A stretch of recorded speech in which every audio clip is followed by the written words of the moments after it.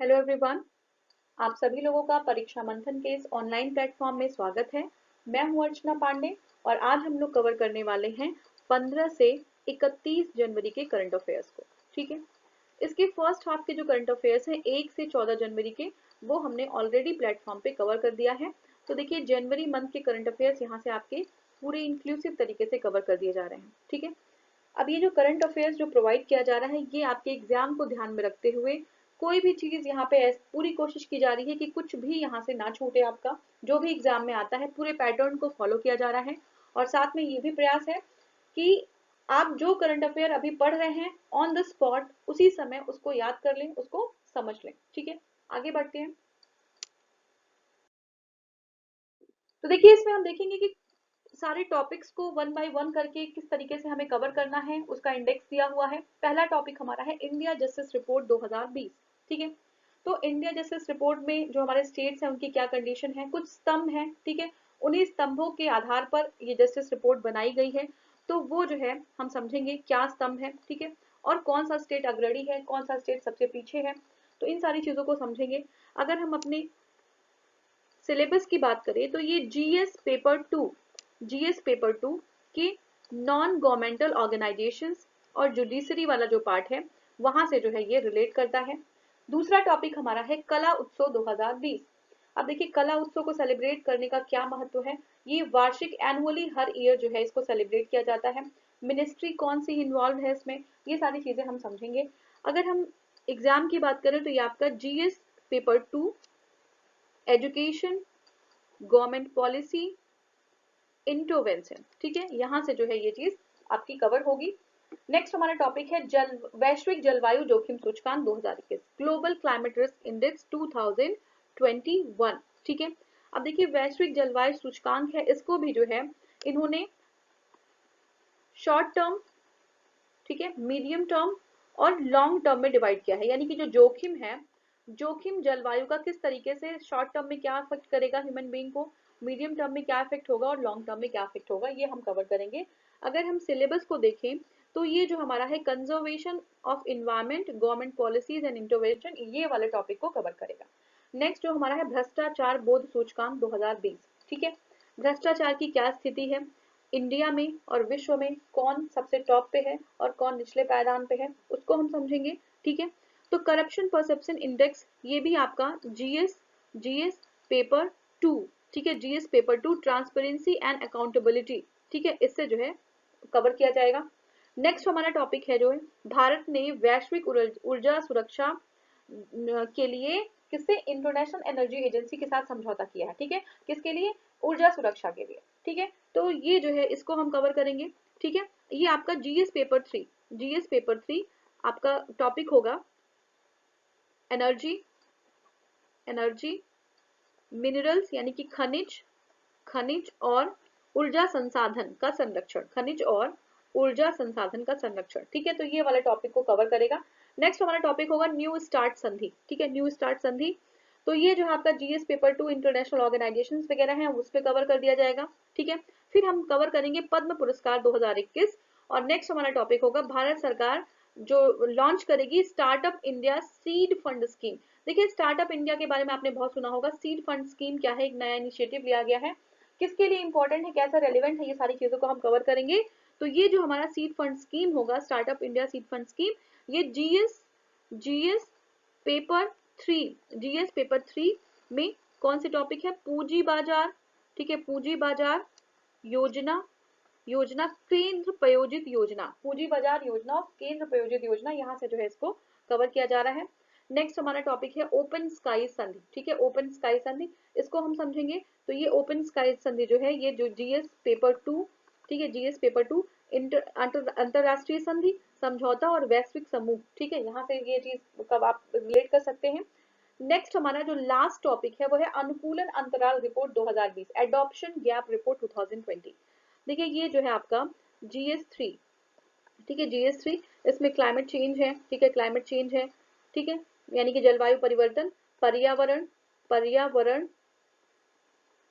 का प्रभाव का आकलन और पर्यावरण संरक्षण। ठीक है, जो हमारा इन्वायरमेंटल कंजर्वेशन है, इन सारी जो टॉपिक है, ये जो हमारा पर्टिकुलर टॉपिक है जो एडॉप्शन गैप रिपोर्ट 2020, वो जो है उससे रिलेट करता है। तो ये हमने डिस्कस कर लिया कौन सा टॉपिक हमें कैसे कवर करने हैं, हमारे जो जीएस का पार्ट है फर्स्ट सेकेंड थर्ड जो पेपर है, ठीक है, वो कहाँ से इसको जो है ये रिलेट करेगा, ये भी हमने देख लिया। अब हम बढ़ते हैं अपने पहले टॉपिक की तरफ। देखिए जो फर्स्ट टॉपिक हमारा है इंडिया जस्टिस रिपोर्ट 2020, इसके बारे में हम बहुत अच्छे तरीके से समझेंगे क्या है इंडिया जस्टिस रिपोर्ट 2020। तो देखिए इंडिया जस्टिस रिपोर्ट जो है इसमें हम जस्टिस देखेंगे कौन सा स्टेट में कितना है, कौन ज्यादा जस्टिस प्रोवाइड कर पा रहा है। तो देखिए इसमें अगर हम समझें तो ये इंडिया जस्टिस रिपोर्ट के कुछ पिलर्स हैं। पिलर्स क्या है? फर्स्ट पिलर जो हमारा है वो पुलिस है, पुलिस है। दूसरा है जुडिशरी, ठीक है। तीसरा है प्रिजन, और फोर्थ हमारा है लीगल एड, ठीक है। तो इन चारों जो है टॉपिक्स को इनको बेस बना के हम, है ना, अब इनको पिलर बना के हम ये जस्टिस रिपोर्ट निकालते हैं। अब देखिए जस्टिस रिपोर्ट न्यूज में क्या था कि 2020 का जस्टिस रिपोर्ट टाटा ट्रस्ट ने जो है किसके साथ कोलैबोरेट किया है? कोलैबोरेट किया है centre for social justice, common cause, Daksh, Vidhi centre for legal policy, राष्ट्रमंडल मानव अधिकार के साथ सहयोग करके इंडिया जस्टिस रिपोर्ट 2020 को जो है क्या किया गया है, इसको जो है जारी किया गया है, ठीक है। ये रिपोर्ट जो है न्याय करने की क्षमता का आकलन करती है कि कौन सा स्टेट कितना न्याय कर सकता है उसका आकलन करती है, ठीक है।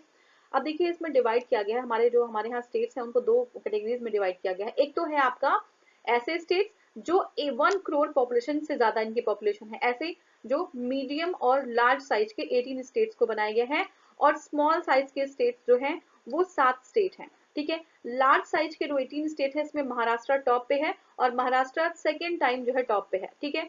स्मॉल वाले जो स्टेट्स हैं, अच्छा इसमें हम जो है सबसे नीचे कौन है ये देख लेते हैं, यूपी सबसे नीचे है, ठीक है। स्मॉल वाले में जो है इसमें हम देखेंगे छोटे राज्यों में, हम देखेंगे छोटे राज्यों में आपका गोवा सीट्स पे है, देखिए गोवा सीट्स पे है, और इसके बाद जो है निचले स्थान पे है अरुणाचल प्रदेश, ठीक है। गोवा सीट्स पे है, निचले स्थान पे अरुणाचल प्रदेश है। 18 राज्यों में महाराष्ट्र दूसरी बार लगातार जो है टॉप पे है, और तमिलनाडु और तेलंगाना सेकेंड नंबर पे है। तमिलनाडु तेलंगाना किस पे? सेकेंड नंबर पे है। और सबसे लास्ट में किसका स्थान है? यूपी का स्थान सबसे लास्ट में है, ठीक है। अब देखिए समग्र रैंकिंग की बात करें तो 4 स्तंभ है, हमने देखा था न्यायपालिका, पुलिस, जेल और कानूनी सहायता। आगे बढ़ते हैं।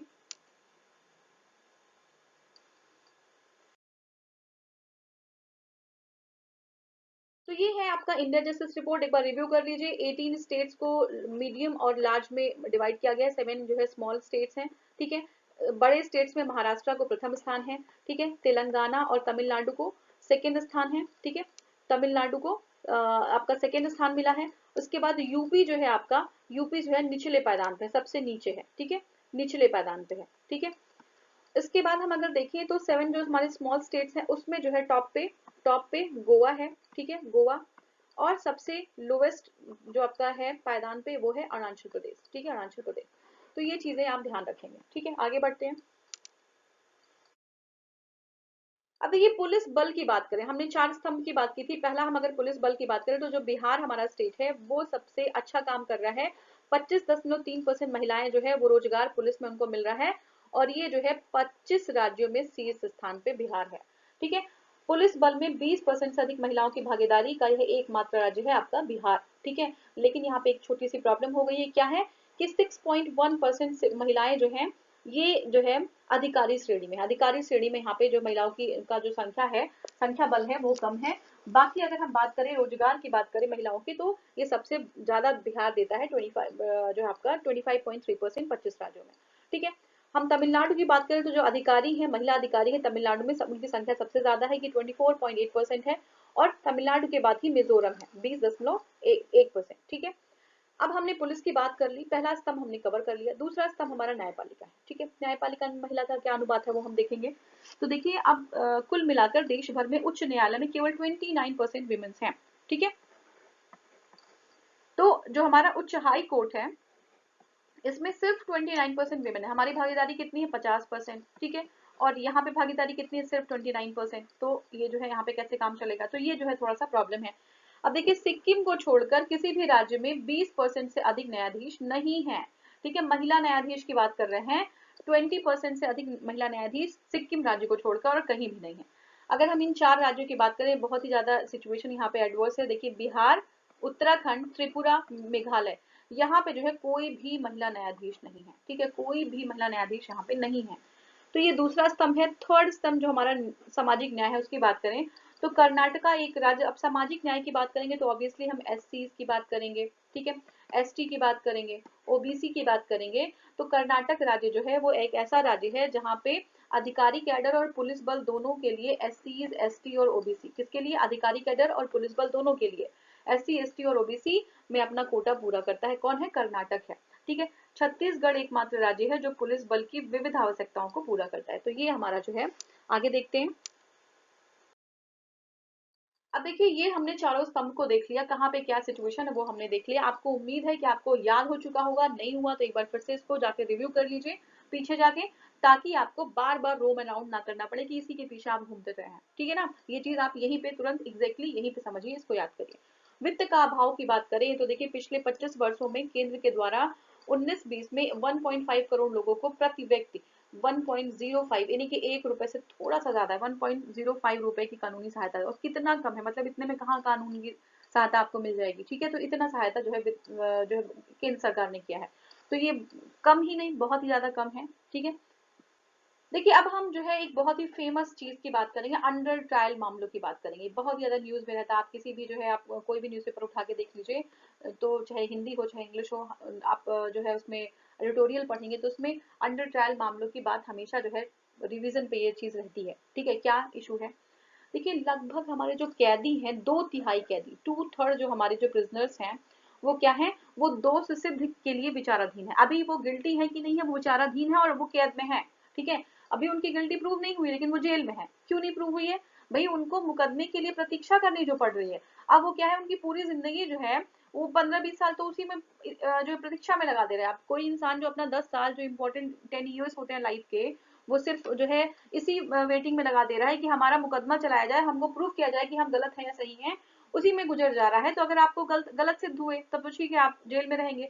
अगर आप सही और फिर भी ठीक नहीं है, आपने अपने 10 साल गुजार दिए, ठीक है, 10 years गुजार दिए, आपको मान लीजिए 7 साल की कैद हुई, तो आपका तो 10 साल वहां पे निकल गया, 7 साल इधर निकल गया, आपने पूरी लाइफ उसमें बिता दी अपनी, ठीक है। तो ये प्रॉब्लम चल रहा है यहाँ पे। अब देखिए, न्याय में देरी क्यों हो रही है भाई, क्यों नहीं उनको दोष सिद्ध कर दिया जा रहा है। पहली बात तो कानूनी सेवा संस्थानों में बुनियादी सुविधाओं की कमी है, ठीक है। दूसरी बात है असमान जो हमारे ह्यूमन रिसोर्स है, ठीक है, ह्यूमन रिसोर्स जो मानव संसाधन है वो जो है असमान वितरण है उनका। दूसरा है केंद्रीय निधियों को अनियमित जो है उनका उपयोग किया जा रहा है। पहली बात तो जो सेंट्रल जो फाइनेंसेस हैं वो बहुत ही कम है, ठीक है। और कम होने के साथ साथ उनका उपयोग जो है वो अनियमित है, ठीक है, अनियमित है, ठीक है, उनका उपयोग ही ढंग से नहीं किया जा रहा। तो ये सारी प्रॉब्लम्स चल रही हैं।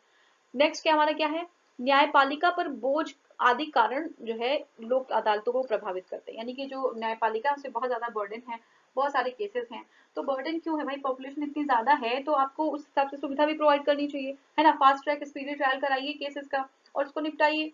तो ये सारी प्रॉब्लम्स है। अब इसमें पिस कौन रहा है, आम आदमी, ठीक है ना। आम आदमी, आम जनता जो है हमारी, जो अफोर्ड नहीं कर सकते इतनी महंगी फीस को, तो वो वेटिंग में रहते हैं कि चलो ठीक है, अब हमें मुकदमा जो है मिलेगा, अब ट्रायल मिलेगा, लेकिन वो मिल नहीं पाता। तो ये सारी समस्याएं हैं, ठीक है। अब यही है इंडिया जस्टिस रिपोर्ट, ठीक है। आपने समझ लिया होगा क्या स्तंभ है, किस आधार पे हम बात कर रहे हैं, ये सारी चीजें क्लियर हो गई होंगी। आगे बढ़ते हैं। देखिए, नेक्स्ट हमारा टॉपिक है वो है कला उत्सव 2020। कहाँ पे कौन से आपके टॉपिक से कवर किया जाएगा, ये सब हमने ऑलरेडी डिस्कस किया हुआ है, आप वहां पे जाके इसको रेफर करेंगे। कला उत्सव 2020 है। ये देखिए, न्यूज में क्या था, हाल में ही केंद्रीय शिक्षा मंत्रालय, किसने, केंद्रीय शिक्षा मंत्रालय, ठीक है, केंद्रीय शिक्षा मंत्रालय के द्वारा कला उत्सव 2020 का आयोजन किया जा रहा है, ठीक है। अब देखिए, इसको शिक्षा में कला को प्रोत्साहित करना, ये बहुत इंपॉर्टेंट चीज है। शिक्षा में आपको कला, देखिए कला आप अलग से नहीं, बल्कि अगर आप शिक्षा में इंक्लूसिव रूप से उसको जोड़ के आगे चलेंगे तो आपकी शिक्षा भी बहुत इनोवेटिव हो जाएगी, आपकी एजुकेशन भी बहुत इंटरेस्टिंग हो जाएगी, और कला का भी जो है आपको पूरा ज्ञान हो जाएगा। तो ये बहुत अच्छा जो है एक कदम है।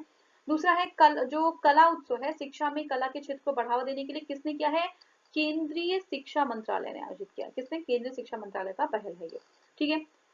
नेक्स्ट चीज हम क्या देखेंगे, नेक्स्ट हम देखेंगे इस कार्यक्रम में राष्ट्रीय माध्यमिक शिक्षा अभियान, ये बहुत इंपॉर्टेंट, ये आपका लाइन है, ये बहुत इंपॉर्टेंट है। ये जो है राष्ट्रीय माध्यमिक शिक्षा अभियान के तहत इसको शुरू किया गया है, ठीक है। इसमें समग्र शिक्षा स्कूल के लिए एक एकीकृत योजना जो है तैयार की जाएगी। किसके लिए, समग्र शिक्षा स्कूल के लिए एकीकृत योजना को के तहत अन्य योजनाओं के साथ मिला दिया गया है। यानी कि समग्र शिक्षा आपका ये जो योजना ऑलरेडी है, समग्र शिक्षा स्कूली शिक्षा के लिए एकीकृत योजना, इसको जो है सारा कुछ इंक्लूसिव रूप से मिला दिया गया है, ठीक है। अब इसका उद्देश्य क्या है? उद्देश्य है माध्यमिक स्तर पर स्कूली छात्रों को कलात्मक प्रतिभा को पहचानना। ठीक है, तो माध्यमिक स्तर पर जो हमारे छात्र हैं, बच्चे हैं, उनका जो प्रतिभा है, कलात्मक प्रतिभा, कोई आर्टिस्टिक ऐसी प्रतिभा है तो उनको जो है जांच करना, उनको समझना। ठीक है, उनको पोषण प्रदान करना उनकी कला को, और उनका प्रदर्शन करवाना, उनको मंच प्रदान करना। ठीक है, ये सारे जो है इसके एम है। अब देखिए, ये जिला, राज्य, राष्ट्र स्तर पर इस उत्सव का आयोजन किया जा रहा है। ठीक है, कला प्रस्तुतियां और प्रदर्शनियां जो है आप देखते होंगे, आपने पार्टिसिपेट भी किया होगा स्कूल लेवल पे। बहुत सारे, जैसे साइंस एग्जीबिशन होता है, ऐसे ही कला उत्सव भी होता है। तो ये आपका पहले आप बीट करते हैं जो है आपके डिस्ट्रिक्ट हो, फिर आप जो है आप आगे बढ़ते हैं स्टेट में, फिर नेशनल लेवल पे जाते हैं। तो इस तरीके से ये सेम पैटर्न यहाँ पे भी फॉलो किया जा रहा है। ठीक है, अब देखिए इसमें कला में, संगीत, कला में क्या क्या चीजें आती हैं? कला में जो है सिर्फ कला की बात नहीं, संगीत आ जाएगा, रंगमंच आ जाएगा, नृत्य आ जाएगा, दृश्य आ जाएगा, दृश्य कला है, शिल्प कला है। तो ये सारी कलाएं जो है इंक्लूड की गई हैं। इसके संदर्भ में पहल राष्ट्रीय पाठ्य चर्चा रूपरेखा इन 2005 की अनुशंसा पर आधारित है। ठीक है, तो हमारी जो है नेशनल, जो हमारा जो एजुकेशन पॉलिसी है, उस पे जो है ये डिपेंड, मिलता जुलता है। ठीक है ना, उसी पे आधारित है। नेक्स्ट हम देखेंगे। अब देखिए, ये जो है आपका कला उत्सव 2020 है। ठीक है, ये जो है आप ध्यान से समझिएगा, माध्यमिक जो हमारे जो स्कूल के छात्र हैं उनके ऊपर फोकस किया जा रहा है। कला के क्षेत्र में उनको जो है उनका उत्कृष्ट जो प्रदर्शन है उसके लिए एक मंच प्रदान किया जाएगा। साथ में ये समझा जाएगा कि किस बच्चे में ये जो आर्टिस्टिक जो उनका जो अलाइनमेंट है, किस तरीके से, किस तरफ वो जाना चाहते हैं, ये सारी चीजें एनालाइज करने की जरूरत है। ठीक है, तो ये हमारा पूरा जो हमने देखा। नेक्स्ट देखते हैं। देखिए, कला उत्सव 2020 में विदेशी खिलौनों और खेल अनुभाग को शामिल किया जाएगा। ठीक है, ये स्वदेशी खिलौने हैं। ठीक है, विदेशी खिलौनों को अभी हमने देखा था, अभी टॉय हैकाथॉन भी देखा था, उसमें भी हमने देखा था कि जो विदेशी खिलौने हैं उनको स्वदेशी खिलौने से प्रतिस्थापित करने की बात की गई थी। ठीक है, लोकल फॉर वोकल की बात की जा रही है कि हम यहाँ पे स्वदेशी, ठीक है, स्वदेशी खिलौनों की बात करेंगे। ठीक है, जो हम अपने देश में हम खुद बनाएंगे। ठीक है, तो ये हो गया। यह राष्ट्रीय शिक्षा नीति 2020 की सिफारिशों के अनुरूप है। ठीक है, नेशनल एजुकेशन पॉलिसी जो हमारी है 2020, उसके सिफारिशों के अनुरूप है। ठीक है, इसके माध्यम से कला और संस्कृति को बढ़ावा दिया जाएगा। ठीक है, इसी के माध्यम से सौंदर्य शास्त्र और कलात्मक अनुभव को बढ़ावा दिया जाएगा। ठीक है, समग्र शिक्षा स्कीम यहाँ पे समर्थन प्रदान किया जाएगा इसका। एक भारत श्रेष्ठ भारत के अनुरूप जो है भारत की समृद्धि, सांस्कृतिक विरासत, भाई कला को हम बढ़ावा देंगे तभी तो हम सांस्कृतिक विरासत को बढ़ावा देंगे। और इसकी जीवंत जो है विविधता, ठीक है, जो डाइवर्सिटी है इसकी, ठीक है, विविधता है, उसको जो है उसके प्रति जागरूकता फैलाने की भूमिका निभाएगा ये। ठीक है, इसमें बच्चों की तर्क शक्ति है, ठीक है, रीजनिंग जो पावर्स है, उनकी साझेदारी है, समस्या को सुलझाने की उनकी क्षमता, ठीक है, ये सारी चीजों पे जो है फोकस किया जाएगा। मतलब क्या है कि इंक्लूसिव डेवलपमेंट, सर्वांगीण विकास पे जो है पूरा ध्यान केंद्रित किया जा रहा है। ठीक है, तो अब ये जो है कला को बढ़ावा देने हेतु शुरू की गई अन्य पहल कौन कौन सी है? अभी हमने कला की बात कर दी। ठीक है, और पहलों की बात करें तो देखिए, यूनेस्को, यूनेस्को और भारत की अमूर्त सांस्कृतिक विरासत की अगर हम बात करें, एक ही पहल नहीं है, ऐसे बहुत सारे पहल हैं जो कला के क्षेत्र में इनको बढ़ावा दे रहे हैं।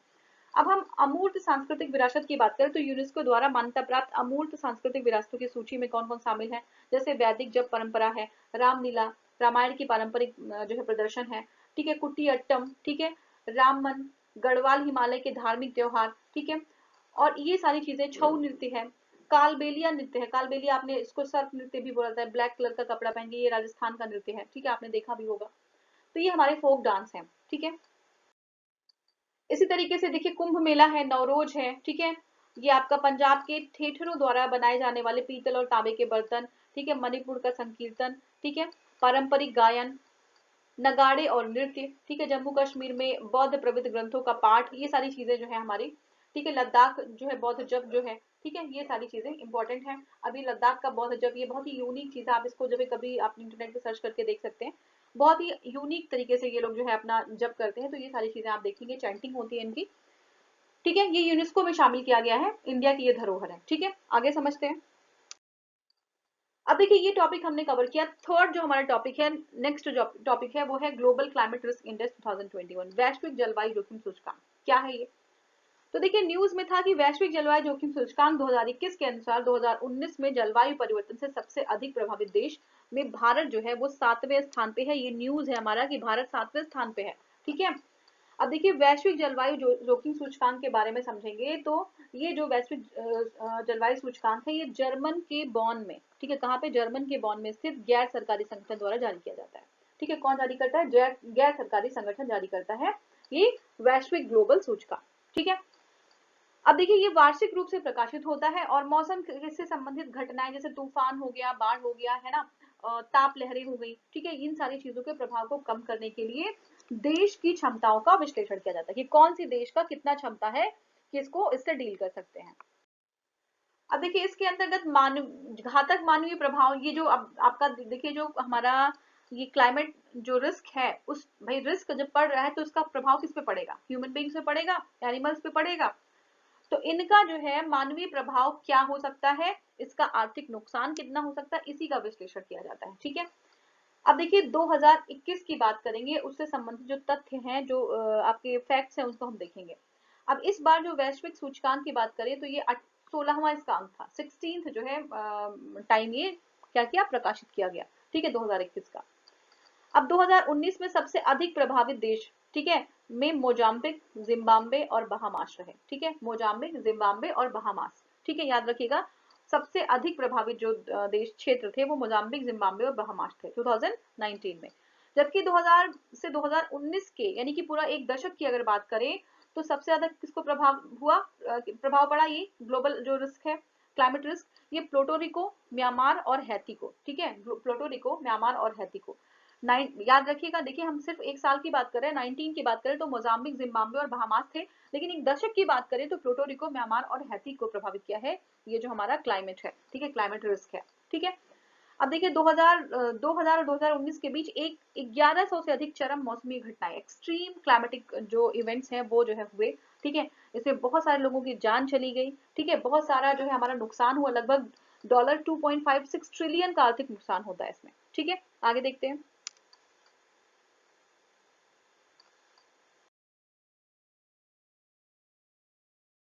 तो देखिए जर्मन वॉच जो है ये इसको प्रकाशित करती है, हमने डिस्कस किया है। ठीक है, जर्मन वॉच, तो ये जो है आपका, अब यहाँ पे देखिए ये जो है इंडेक्स है 1 से 10, जो है आपका ये डार्क कलर है, फिर इस तरीके से आपका कलर जो है यहाँ पे लाइट होता जा रहा है। ठीक है, जितना ज्यादा डार्क कलर है उतना ही ज्यादा रिस्क है उन क्षेत्रों में। तो आप देख सकते हैं कि ये रिस्क जो है कहाँ पे ज्यादा है। ठीक है, ये रिस्क आप देख लीजिए, और जितना ही लाइट है रिस्क जो है उतना ही कम दिख रहा है। आगे देखते हैं।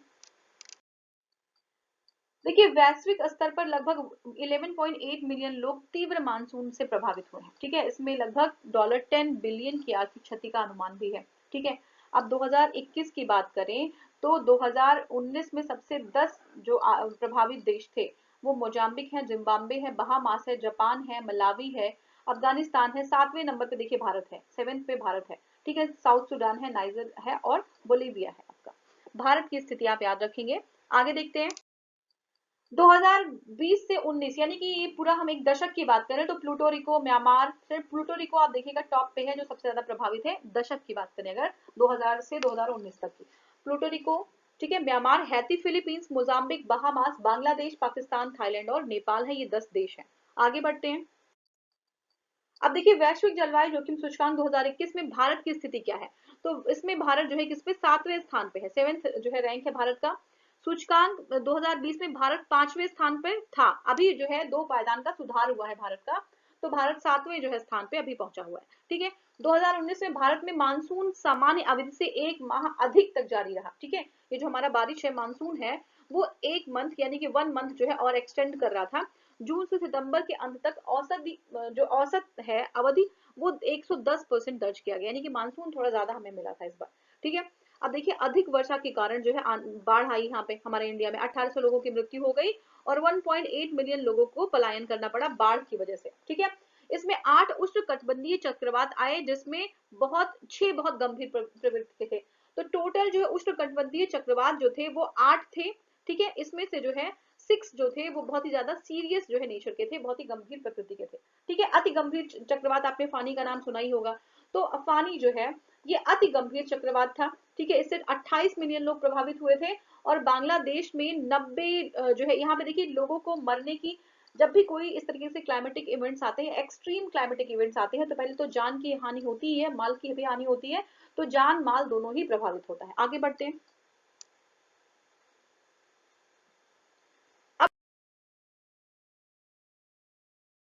नेक्स्ट हमारा है भ्रष्टाचार बोध सूचकांक। क्या है भ्रष्टाचार बोध सूचकांक, वो हम देखेंगे। तो देखिए न्यूज क्या था कि हाल ही में अंतरराष्ट्रीय गैर सरकारी संगठन ट्रांसपेरेंसी इंटरनेशनल भ्रष्टाचार बोध सूचकांक 2020 को जारी किया। ठीक है, 2020 का हम बात करेंगे, यहाँ पे ये 2020 है, इसको यहाँ पे आप सही कर लेंगे। 2020 का इंडेक्स आपको ऊपर मेंशन कर दिया गया है। ठीक है, देखिए ट्रांसपेरेंसी इंटरनेशनल द्वारा भ्रष्टाचार बोध सूचकांक 2020 180 देशों में, देखिए टोटल कंट्रीज आपको पता होना चाहिए कितने कंट्रीज हैं टोटल, 180 देशों में भारत का जो स्थान है, ठीक है, वो 6 पायदान फिसल गया है। और पहले जो है 80 में 80 था। ठीक है, 2019 में जो भारत का जो है आपका रैंकिंग थी वो 80 थी, और अब जो है 86 हो गई है। ठीक है, अब देखिए बात समझिएगा ध्यान से, एक तो होती है रैंकिंग और दूसरा होता है स्कोर, इसमें आपको कंफ्यूज नहीं होना है। रैंकिंग में जो है भारत जो है 8 पायदान फिसल चुका है और 86 नंबर पे है आपकी बार भ्रष्टाचार बोध सूचकांक में। पहले ये नंबर 80 था 2019 में। ठीक है, अब देखिए अगर हम बोध सूचकांक में हम रैंक की बात करें तो भारत का रैंक 40 है, 40 है। ठीक है, भारत का स्कोर जो है चीन की तुलना में से कम है। इसमें जो चीन है, चीन को 78 रैंक के साथ 82 स्कोर उसको मिला है। ठीक है, रैंक कितना है, रैंक जो है 78 है चीन का, स्कोर 82 है। इंडिया जो है चीन से नीचे है। अमेरिका की बात करें तो अमेरिका जो है 67वें स्थान पे है, पाकिस्तान 124वें और नेपाल 117वें स्थान पे है।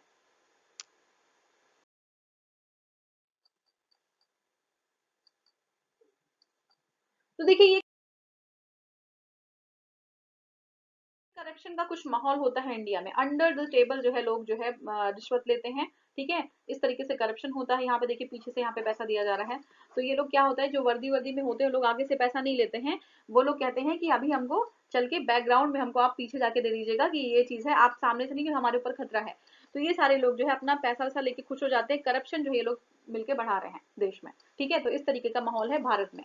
अब देखिए स्थिति भारत में सुधर नहीं है, बल्कि भारत में जो माहौल है करप्शन का वो बढ़ता जा रहा है। अब जो हमारे क्रिटिक्स हैं वो कहते हैं देखिए इंडेक्स वगैरह से कुछ होता नहीं है, इंडेक्स जो है कोई जैसे मान लो जीडीपी है, ठीक है, भारत की जीडीपी है, इसको हम आंक सकते हैं कि हमारी जीडीपी कितना है, कुछ बेसिस है उसको हम समझ लें तो हम अपनी जीडीपी निकाल देंगे। लेकिन करप्शन को समझने के लिए थोड़ा सा हम बहुत ज्यादा हमारे पास एकदम एग्जैक्ट चीजें नहीं है कि हम करप्शन को समझ सके। ठीक है, तो ये थोड़ा सा डाइल्यूटेड हो जाता है, लेकिन करप्शन से हम नकार नहीं सकते। आप लोगों ने भी जिंदगी में अपने कहीं ना कहीं इस तरीके के करप्शन को फेस किया होगा। ठीक है, तो ये बहुत ही गलत चीज है, हमारी इस देश की जो डेवलपमेंट है उसको जो है कहीं ना कहीं उसको पीछे घसीटती है। ठीक है, आगे समझते हैं।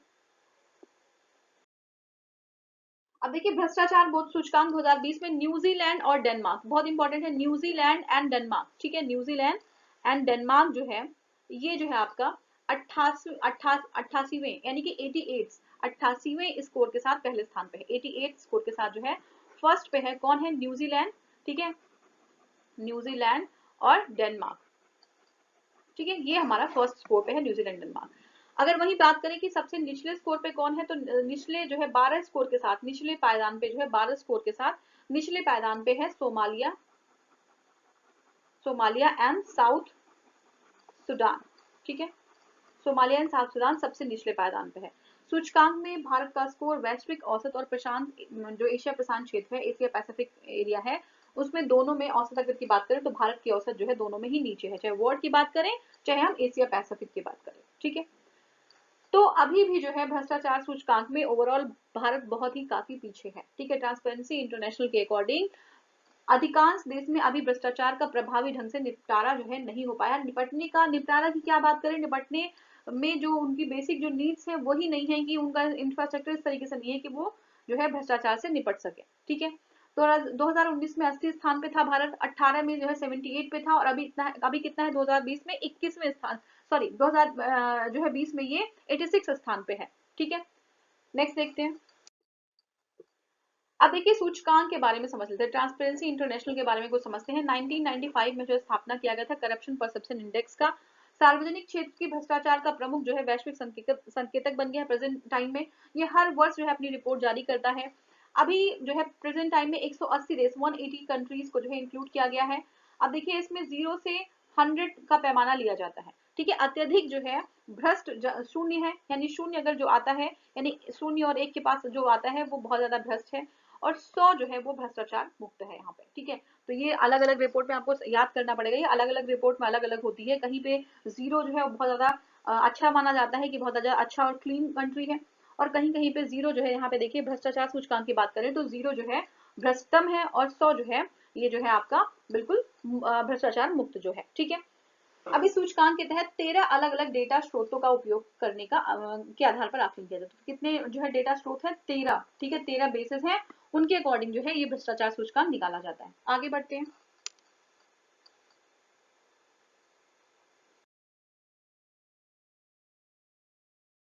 अब देखिए नेक्स्ट हमारा जो टॉपिक है वो आपका है भारत में वैश्विक ऊर्जा सुरक्षा हेतु अंतरराष्ट्रीय ऊर्जा एजेंसी के साथ समझौते पर हस्ताक्षर किए। ये हमारा न्यूज था, ठीक है। अब देखिए इसका क्या उद्देश्य है। इंटरनेशनल एनर्जी एजेंसी के साथ इंडिया ने जो है किसके लिए, ग्लोबल एनर्जी सिक्योरिटी के लिए जो है क्या कर दिया है, एक समझौता कर लिया है।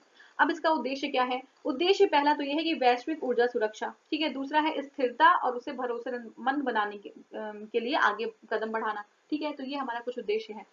यह समझौता भारत के लिए अंतरराष्ट्रीय ऊर्जा एजेंसी यानी इंटरनेशनल एजेंसी जो एनर्जी एजेंसी है उसका पूर्ण सदस्य बनने की दिशा में एक और अहम कदम होगा। तो इंडिया चाहता है कि भारत जो है इंटरनेशनल एनर्जी एजेंसी का जो है क्या बन जाए, सदस्य बन जाए, मेंबर बन जाए। और ये जो कदम हमने जो ये समझौता साइन किया है उसमें जो है हम कहीं ना कहीं अपना एक कदम और आगे बढ़ा रहे हैं कि हम जो है वहां का उनका मेंबर जो है पूर्ण सदस्य बन जाए, ठीक है। अब देखिए भारत ने 27 जनवरी 2021 को अंतरराष्ट्रीय ऊर्जा एजेंसी के साथ रणनीतिक भागीदारी समझौते पर हस्ताक्षर कर दिया है, ठीक है। यहाँ पे क्या है, बिजली मंत्रालय, हमारा बिजली मंत्रालय ने एक बयान में कहा, क्या कहा है कि सदस्य देश एक दूसरे के बीच जानकारी का व्यापक रूप आदान प्रदान कर सकेंगे। अब जब ये मेंबर बन जाएंगे तो जो मेंबर कंट्रीज होंगी वो क्या होंगी, मेंबर कंट्रीज यानी कि मेंबर अभी नहीं बन रहे हैं लेकिन ये जो है इसमें कोऑपरेट कर रहे हैं, ये जो है हस्ताक्षर कर रहे हैं एमओयू। तो इसके साथ क्या होगा कि ये जो है जो कंट्रीज है जो इन्वॉल्व है इसमें वो एक दूसरे को क्या करेंगी, जानकारी व्यापक रूप से आदान प्रदान कर सकेंगे, ठीक है। अब देखिए क्या है कि इस समझौते के तहत सदस्य देशों के बीच क्या होगा, आपसी विश्वास बढ़ेगा। भाई मान लीजिए कि एक ग्रुप है पूरा और ग्रुप में अगर 20 मेंबर्स हैं, वो आपस में सहयोग किए जा रहे हैं तो क्या होगा कि वो जो है लेन देन हमेशा चलता रहता है और इनके बीच में एक विश्वास जो है उनका मजबूत होता है। तो दूसरी बात है कि सहयोग मजबूत होगा, विश्वास मजबूत होगा और वैश्विक सुरक्षा, स्थिरता और टिकाऊपन को बढ़ावा मिलेगा, ठीक है। ऊर्जा सुरक्षा की बात कर रहे हैं, वैश्विक ऊर्जा सुरक्षा, स्थिरता और टिकाऊपन को बढ़ावा मिलेगा, ठीक है। तो ये जो है हमारा पूरा था। अब देखिए समझौता जो है ज्ञापन यानी कि MOU, ठीक है, मेमोरेंडम ऑफ अंडरस्टैंडिंग पर भारत की तरफ से ऊर्जा सचिव, भारत की तरफ से कौन थे ऊर्जा सचिव हमारे हैं, संजीव नंदन सहाय, ठीक है, संजीव नंदन सहाय। और इंटरनेशनल एनर्जी की ओर से डॉक्टर फतेह बिरोल ने हस्ताक्षर किया, ठीक है। ये बहुत इंपॉर्टेंट नहीं एग्जाम के लिए किसने हस्ताक्षर किया किसने नहीं किया, बट ठीक है न्यूज था तो एक बार आप समझ लीजिए इसको। अब क्या है कि इंडिया के अकॉर्डिंग क्या है कि ऊर्जा के क्षेत्र में रणनीतिक और तकनीकी सहयोग को प्रोत्साहित करना और बढ़ावा देना, ये जो है इंडिया एक कदम उठाएगी, ठीक है। रणनीतिक तौर पे उसको जो है बढ़ावा देगी, तकनीकी सहयोग देगी, इंडिया का कदम होगा। रणनीतिक साझेदारी की रूपरेखा क्या है, देखिए रणनीतिक साझेदारी की रूपरेखा को भारत और इंटरनेशनल एनर्जी एजेंसी के सदस्यों द्वारा तय किया जाएगा, ठीक है। रणनीतिक साझेदारी क्या होगी, भाई इंटरनेशनल एनर्जी एजेंसी के जो सदस्य होंगे और भारत जो सभी लोग मिलकर अपनी साझेदारी को जो है समझेंगे कि क्या करना है आगे फ्यूचर में, ठीक है। दूसरी बात क्या है कि भूमिका और साझेदारी से मिलने वाले फायदे धीरे धीरे बढ़ाए जाएंगे, ठीक है।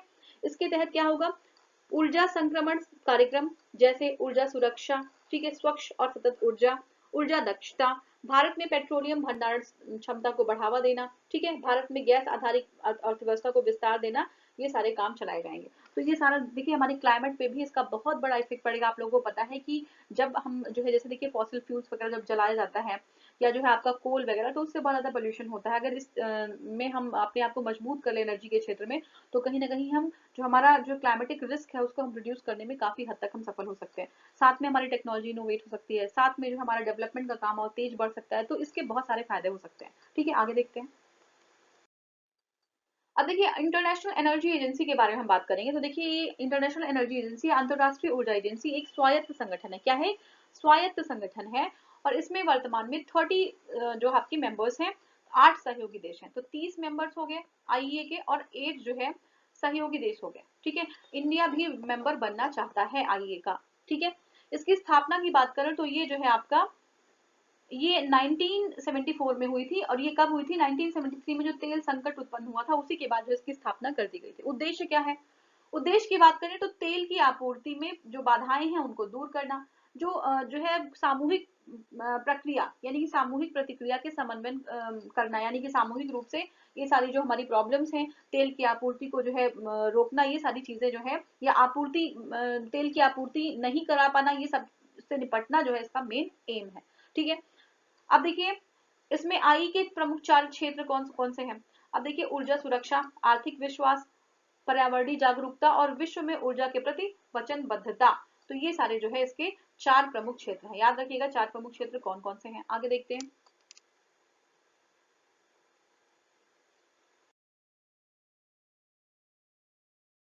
अब देखिए नेक्स्ट टॉपिक जो हम कवर करेंगे वो है न्यू स्टार्ट संधि। क्या है न्यू स्टार्ट संधि और क्या न्यूज में था वो हम समझेंगे। तो देखिए रूसी राष्ट्रपति ने फरवरी 2021 में समाप्त हो रही संयुक्त राष्ट्र अमेरिका और रूस के मध्य न्यू स्टार्ट संधि में 1 वर्ष का विस्तार करने का प्रस्ताव दिया है। ठीक है, तो 1 ईयर का एक्सटेंशन की बात की गई है। ये खत्म होने वाला था ये संधि जो है, जो अब आई थिंक 2014 में या 15 में अभी हम देखेंगे इसको। इसमें स्टार्ट किया गया था 2011 में। ठीक है, 2011 में स्टार्ट किया गया था और ये जो है खत्म होने वाला था इस साल, लेकिन रूस ने जो है ये अपना प्रस्ताव दिया है कि इसको 1 साल और बढ़ाया जाए। ठीक है, इसके क्या महत्व है इसको हम समझेंगे। तो देखिए नई सामरिक शस्त्र न्यूनीकरण संधि यानी strategic arm reduction treaty, start बोलते हैं इसको। न्यू स्टार्ट मतलब स्टार्ट का फुल फॉर्म क्या है, स्ट्रेटेजिक आर्म रिडक्शन ट्रीटी। ठीक है, संयुक्त राज्य अमेरिका और रूस के बीच सामरिक हथियार में कमी लाने के लिए और उन्हें सीमित करने का एक जो है संधि है। अब देखिए अगर हम बात करें कोल्ड वॉर में चले जाएं, ठीक है, कोल्ड वॉर में चले जाएं तो कोल्ड वॉर में ऐसी स्थिति थी कि ये जो 2 फ्रंट थे, यानी कि ये आपका यूएसए है और ये जो है यूएसएसआर है। ठीक है, ये जो है दोनों आमने सामने कभी फाइट नहीं करते थे, अलग अलग थे, तो इनको पता नहीं चलता था कौन सी जो कंट्री है कितना हथियार बना रही है, किसकी पाइलिंग कितनी ज्यादा हो रही है, सब पता था नहीं। तो यहाँ पे जो है इस तरीके की संधि का स्टार्ट वहीं से किया गया था कि आप जो जो सामरिक हथियार है उसमें कमी आएंगे, कमी लाया जाएगा, उसको बढ़ावा नहीं दिया जाएगा, उसकी पाइलिंग नहीं की जाएगी। ठीक है, तो जो ये स्टार्ट संधि है यानी कि स्ट्रेटेजिक आर्म रिडक्शन ट्रीटी है, ये 5 फरवरी 2011 को लागू किया गया। सारी चीजें आप याद करते हुए चलेंगे, ऐसा नहीं है कि आप इसको बात के लिए छोड़ देंगे, अभी यहीं पे तुरंत ही इसको समझिए और याद करिए। ठीक है, 5 फरवरी 2021 को इसको लागू किया गया था यह संधि। स्टार्ट संधि शीत युद्ध के अंत में 1991 में स्टार्ट संधि का अनुवर्ती संधि है। ठीक है, ये स्टार्ट संधि है, उसी का अनुवर्ती न्यू स्टार्ट संधि है। 1991 में क्या था, स्टार्ट संधि, और अभी न्यू स्टार्ट संधि है। ठीक है, 1991 में दोनों पक्षों के लिए रणनीतिक परमाणु वितरण वाहनों की संख्या को 1600 और वॉरहेड की संख्या को 6000 तक सीमित करती है। ठीक है, तो ये जो है इन्होंने डिवाइड कर दिया कि इतना जो है हम परमाणु वितरण वाहन और जो हमारी वॉरहेड्स हैं उनको इतना लिमिट तक इसको रिड्यूस करना है। ठीक है, देखिए ये स्टार्ट संधि किस चीज के लिए है, आर्म्स के रिडक्शन के लिए है। अगर आर्म्स रिडक्शन नहीं होगा तो आप सोचिए कि होड़ लग जाएगी पूरे विश्व में कि हमको भी जो है आर्म्स को बढ़ाना है, हमें भी जो है आपका न्यूक्लियर वेपन बनाना है। तो इस तरीके से जब हो जाएगा तो हमारा जो वर्ल्ड है वो अनस्टेबलाइज हो जाएगा। ठीक है, तो ये हमारा हो गया स्टार्ट संधि। ठीक है, अब देखिए 2002 की सामरिक आक्रामक कटौती यानी कि स्ट्रेटेजिक ऑफेंसिव रिडक्शन ट्रीटी, ठीक है, शॉर्ट को भी समाप्त कर दिया गया था। तो स्टार्ट है और ऐसे ही एक और ट्रीटी थी जिसको कहते हैं sort, SORT, sort, strategic offensive reduction treaty. तो ये 2002 में ही खत्म हो गया। अब ये धीरे धीरे सारी ट्रीटीज खत्म हो गई, इसको रिन्यू नहीं किया जा रहा है। तो ऑब्वियसली अब रोक टोक तो है नहीं कि कौन किसमें कितना बनाएगा, तो धीरे धीरे लोग क्या करेंगे, ये दोनों जो हमारी यूएस और यूएसएसआर जो थी, अब रशिया है, ये जो है स्टॉक फाइलिंग करना शुरू कर देंगे। ठीक है, अब देखिए क्या है कि यह 7000 रणनीतिक लॉन्चर और 1550 ऑपरेशनल वॉरहेड की मात्रा दोनों पक्षों के लिए सीमित कर अमेरिका और जो रूस है उनका जो रणनीतिक परमाणु शस्त्रागार है उसको कम करने की के लिए जो है ये वार्ता लगातार की जाती है, निगरानी रखा जाता है। तो ये हमारा जो है न्यू स्टार्ट संधि था। ऐसे ही इसी पे बेस था शॉर्ट जो खत्म हो गया 2002 में ही। ठीक है, आगे देखेंगे। देखिए जो न्यू स्टार्ट है, ठीक है, ये जो न्यू स्टार्ट है, अब अगर न्यू स्टार्ट को जो है आगे बढ़ाया नहीं जाता, 2021 में ये खत्म होने वाला था, लेकिन 1 साल इसको और 1 ईयर और एक्सटेंड करने की बात जो है प्रस्ताव रखा किसने, रशिया ने। ठीक है, तो ये जो है हमारा देखिए इसमें जो है आपके वेपन्स हैं 2020 estimated global nuclear warhead inventories. ठीक है, ये जो है वॉरहेड इन्वेंट्रीज किसकी कितने पास किसकी कितनी ज्यादा है, ये आपका जो है यहाँ पे पूरा आपको ब्यौरा दिया गया है। आगे देखते हैं। अब देखिए इसमें सबसे ज्यादा कहाँ पे है, यूनाइटेड स्टेट्स में देखने को मिल रहा है आपको। ठीक है, अगर हम रशिया का ढूंढें तो रशिया में जो है 6,375 है, 6,375 है। और आपका यूएस में है 5,800। ठीक है, ये क्या है, न्यूक्लियर वॉरहेड्स इन्वेंट्रीज है। ठीक है, आगे देखते हैं।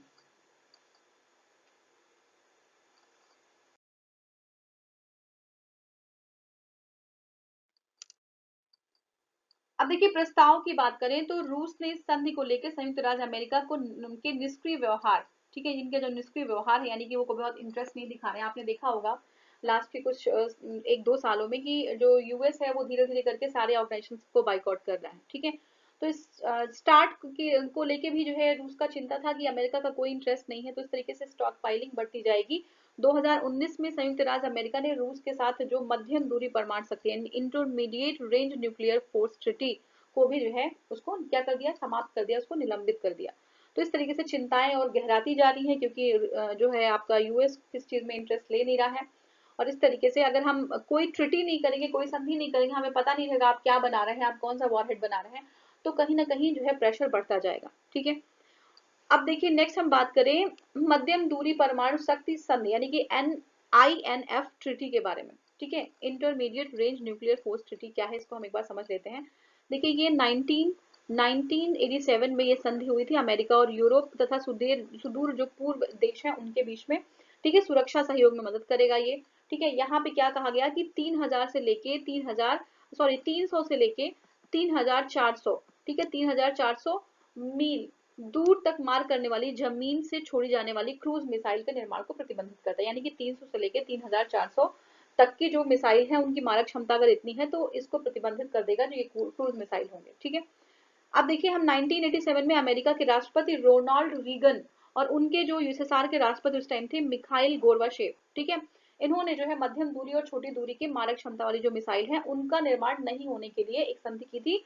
और यही संधि जो है आपका INF संधि है, यानी कि इंटरमीडिएट रेंज न्यूक्लियर ट्रीटी, आपका न्यूक्लियर फोर्स ट्रीटी है। ठीक है, किसने किया था, यूएस के जो राष्ट्रपति रोनाल्ड रीगन और जो यूएसएसआर के राष्ट्रपति मिखाइल गोर्बाचेव। ठीक है, ये संधि जो है प्रतिबंधित परमाणु हथियारों और गैर परमाणु मिसाइलों को लॉन्च को रोकेगी। ठीक है, अब देखिए क्या है कि अमेरिका थोड़ा नाराज था यूएस से, यानी कि SS-20 को यूरोप में तैनात कर दिया था किसने, रशिया ने, इस वजह से अमेरिका से नाराज हो गया था।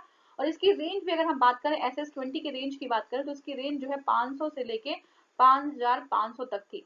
ठीक है, अभी हमने जैसे देखा कि 300 से लेकर 3400 तक की रेंज को प्रतिबंधित करता है, लेकिन इसकी रेंज ऑलरेडी ज्यादा थी और उन्होंने इसको यूरोप में इसकी तैनाती कर दी थी किसने, रशिया ने SS-20 की। नाराजगी थी इसकी अमेरिका की इसके लिए। तो क्या होता है कि इस संधि के तहत 1991 तक करीब 2700 मिसाइलों को नष्ट किया जा चुका था। इस संधि तक के तहत दोनों देश एक दूसरे के मिसाइलों का परीक्षण और तैनाती पर नजर रख सकते थे। ठीक है, तो ये हमारा पूरा था INF ट्रीटी। ये एग्जाम के लिए इंपॉर्टेंट है, इसे यहाँ पे इंक्लूड किया गया है, ध्यान रखिएगा इसको। आगे देखते हैं। अब देखिए संयुक्त राज्य अमेरिका का क्या पक्ष है, इनका पक्ष समझ लेते हैं। देखिए इन्होंने कहा, यूएस का कहना है कि किसी भी प्रतिस्थापन में चीन को शामिल किया जाए। ठीक है, अगर भी कोई भी प्रतिस्थापन किया जा रहा है कि ये किया जा रहा है कि इसको नहीं बनाया जाएगा, इस लेवल तक इसको रोका जाना है, तो उसको चीन को भी शामिल किया जाना चाहिए। दूसरी चीज इन्होंने कहा कि रूस न सिर्फ स्ट्रेटेजिक जो हमारे हथियार हैं उनको जो है बंद करे न्यू स्टार्ट के तहत, बल्कि छोटे जो टैक्टिकल वेपन्स हैं, जो छोटे टैक्टिकल परमाणु हथियार हैं उनको भी जो है उसमें शामिल करो, उसको भी बंद करो। लेकिन रूस इस पे जो है सहमत नहीं है, और ना ही जो है हमारा चाइना सहमत है। चाइना भी कहता है कि हम क्यों जो है शामिल होंगे, अभी तो हम डेवलपिंग हैं, हम क्यों शामिल हों।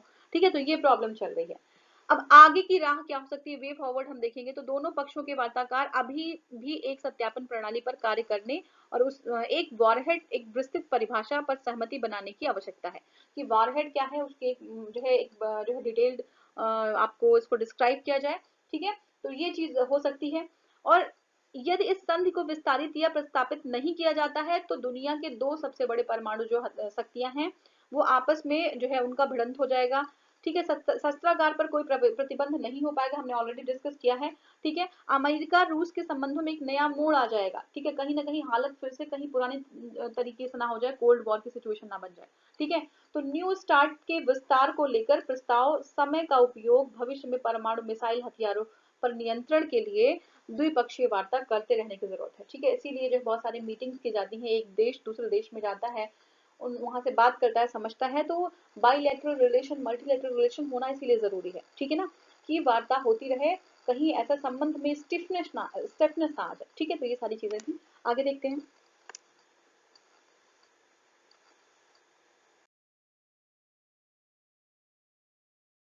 अब देखिए पद्म पुरस्कार जो है उसको हम समझेंगे क्या है। ठीक है, 2021 में पद्म पुरस्कारों का जो है आवंटन कर दिया गया है, इसको जो है वितरित किया जाएगा।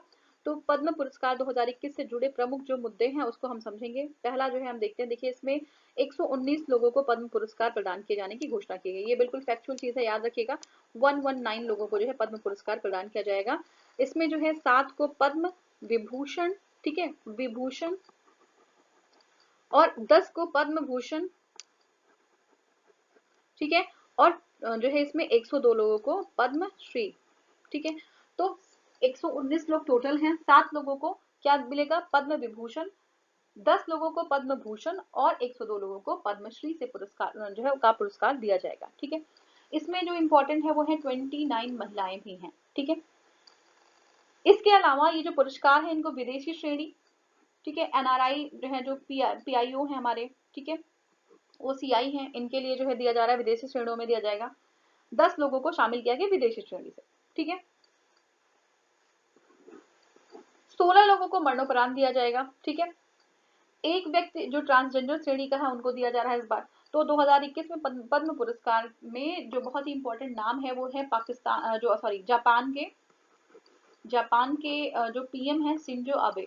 ठीक है, शिंजो अबे को दिया जाएगा। ऐसे ही सिंगर हैं पी बाला सुब्रमण्यम, तरुण गोगोई, ठीक है, रामविलास पासवान, सुमित्रा महाजन, इन सारे लोगों को जो है इनका नाम है पद्म पुरस्कारों में। आगे देखते हैं। अब देखिए इनको हम कैटेगरी वाइज अगर डिवाइड करें तो पद्म विभूषण पाने वाले व्यक्ति कौन से हैं। देखिए पहले तो है जापान के शिंजो अबे, ठीक है, फिर है बाला सुब्रमण्यम, मरणोपरांत इनको दिया जा रहा है, कला के क्षेत्र में दिया जा रहा है। सुदर्शन साहू, ये कला के क्षेत्र में दिया जा रहा है। श्री बीबी लाल, ये उनको पुरातत्व के क्षेत्र में दिया जा रहा है। इसके बाद मौलाना वहीदुद्दीन खान, ठीक है, आध्यात्मवाद के क्षेत्र में इनको दिया जा रहा है। ठीक है, मौलाना वहीदुद्दीन खान। ठीक है, फिर नेक्स्ट हमारे हैं डॉक्टर मोनप्पा, ठीक है, डॉक्टर मोनप्पा, ये मेडिसिन के श्रेणी में इनको दिया जा रहा है। ठीक है, और इसके बाद जो लास्ट हमारे 7वें हैं वो हैं मनिंदर सिंह कपानी। ठीक है, मनिंदर सिंह कपानी, इनको विज्ञान और इंजीनियरिंग के क्षेत्र में दिया था। तो हमने देखा था 7 जो है लोगों को पद्म विभूषण दिया जा रहा है। ठीक है, पद्म विभूषण। ठीक है, अब पद्म भूषण पाने वाले व्यक्ति कौन से हैं वो हम देख लेते हैं। तो देखिए असम के पूर्व मुख्यमंत्री तरुण गोगोई पब्लिक अफेयर्स के लिए, पूर्व लोकसभा जो हमारी जो है अध्यक्ष हैं सुमित्रा महाजन जी, उनको पब्लिक अफेयर्स के लिए। निपेंद्र मिश्रा जी को सिविल सेवा के लिए, निपेंद्र मिश्रा जी का नाम सुना होगा आपने, पीएमओ से अटैच थे। ठीक है, पूर्व केंद्रीय मंत्री रामविलास पासवान, मरणोपरांत को पब्लिक अफेयर्स के लिए दिया जा रहा है। ठीक है, धर्म गुरु कबले सादिक, ठीक है, इनको मरणोपरांत आध्यात्मवाद के लिए दिया जा रहा है। कृष्ण नायर, शांता कुमारी, ठीक है, इनको कला के लिए दिया जा रहा है। चंद्रशेखर कंबरा, इनको साहित्य और शिक्षा के लिए। केशु भाई पटेल मरणोपरांत पब्लिक अफेयर्स के लिए। रजनीकांत देवीदास, इनको व्यापार और उद्योग के लिए। और करण लोचन सिंह पब्लिक अफेयर्स के लिए। तो ये जो है आपके आगे देखते हैं।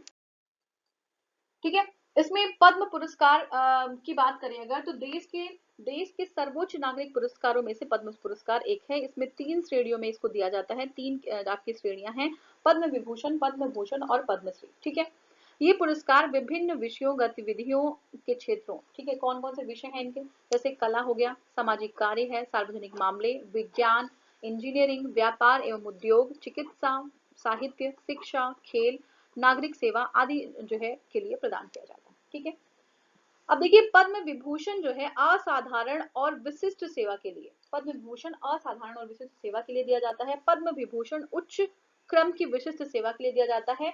और साथ में पद्मश्री जो है किसी क्षेत्र में विशिष्ट सेवा के लिए प्रदान किया जाता है, पद्मश्री। ठीक है, आगे देखते हैं। 1954 में, ठीक है, 1954 में स्थापित किए गए इन पुरस्कारों की घोषणा प्रत्येक वर्ष जो है गणतंत्र दिवस के अवसर पर की जाती है। ठीक है, कब, गणतंत्र दिवस के अवसर पे राष्ट्रपति द्वारा यह पुरस्कार राष्ट्रपति भवन पे आमतौर पर हर साल मार्च और अप्रैल के आसपास आयोजित किया जाता है। अब देखिए ये सारी चीजें बहुत कॉमन है, आपने बहुत बार पढ़ा होगा, ये चीजें जो है आपने देखा होगा। मरणोपरांत भी दिया जाता है, विदेशियों को भी दिया जाता है। पद्म पुरस्कार जो है 3 कैटेगरीज होती हैं। देश का सर्वोच्च नागरिक पुरस्कार जो है इसमें शामिल किया जाता है इसको। पद्म विभूषण और पद्म भूषण जो है भारत रत्न के बाद दूसरा और तीसरा जो है क्या है, तीसरा बड़ा नागरिक सम्मान है। ठीक है, तो ये हमारे फैक्ट्स थे कुछ जो हर बार बताए जाते हैं जब भी ये पुरस्कार मिलता है, तो ये आपको इंडिकेट किया जाता है इसके बारे में, ठीक है। तो विदेशी आपको आपका क्वेश्चन है कमेंट सेक्शन, आप बताएंगे विदेशियों की कैटेगरी में कितने लोगों को दिया गया है, ठीक है। पद्मश्री कितने लोग को दिया गया है, पद्म भूषण और विभूषण कितने लोग को दिया गया है, महिलाएं कितनी हैं, ठीक है। एक ट्रांसजेंडर है, उनका क्या नाम है, ठीक है। अब ट्रांसजेंडर शामिल किया गया है इस बार, ठीक है। तो ये चीज आपको बतानी है मुझे। नेक्स्ट देखते हैं।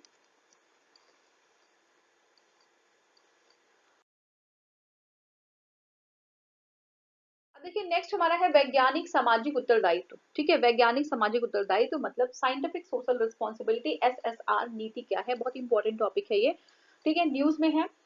तो देखिए वैज्ञानिक सामाजिक दायित्व साइंटिफिक सोशल रिस्पॉन्सिबिलिटी के बारे में इसकी नीति को लागू करने वाला विश्व का पहला देश भारत बनने जा रहा है, ये न्यूज है आपका, ठीक है। विश्व का पहला देश बनने जा रहा है भारत, ठीक है, साइंटिफिक सोशल रिस्पॉन्सिबिलिटी को लागू करने के लिए।